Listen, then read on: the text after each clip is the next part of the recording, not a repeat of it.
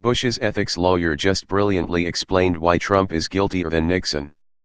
Even the ethics counsel for the president who taught the world about nuclear energy and led the US into an endless war in the wrong country thinks Donald Trump is the guiltiest person ever to sit in the Oval Office.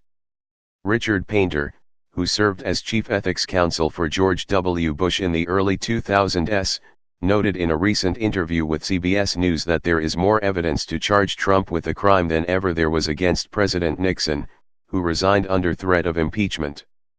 Painter, who often appears as a contributor on various news broadcasts, chatted with CBS News about the abounding evidence of obstruction of justice and abuse of power against Trump. So much so that he calls on Trump and Vice President Pence to be removed from office. "We're well beyond that point and yet the House and the Senate won't do anything at all," Painter lamented. Painter also sees very strong evidence to suggest Trump's family business dealings have violated the emoluments clause of the U.S. Constitution. The clause bans the president from accepting gifts or payments from foreign governments, like the ones Trump's lawyer Michael Cohen accepted through a slush fund. Trump is currently battling an emoluments lawsuit pertaining to his Washington, D.C. hotel, a frequent stop for those who wish to protest the president.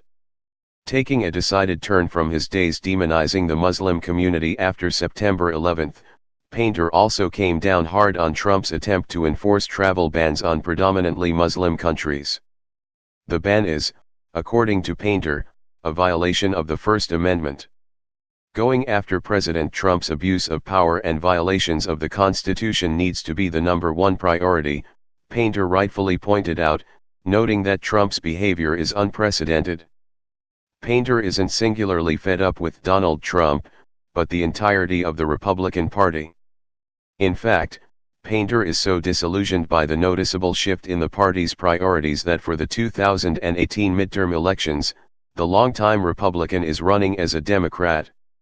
When asked why he chose to identify as a Democrat and not a never-Trump Republican, he had this to say: "The Republican Party has moved steadily to the right on a broad range of issues from women's right to choose, to the environment, and regulation of the financial services sector. So, we have a Republican Party that's very different than the Republican Party that existed when I first became involved in Republican politics." This primary season, Painter is up against Tina Smith, the Minnesotan Democrat who replaced Senator Al Franken after his resignation amid allegations of sexual misconduct. At the end of the day, Painter is most concerned for the fate of our democracy under Trump, and hopes to become a part of the solution. "I think this president is a great risk to our democracy and he has shown that since he was elected.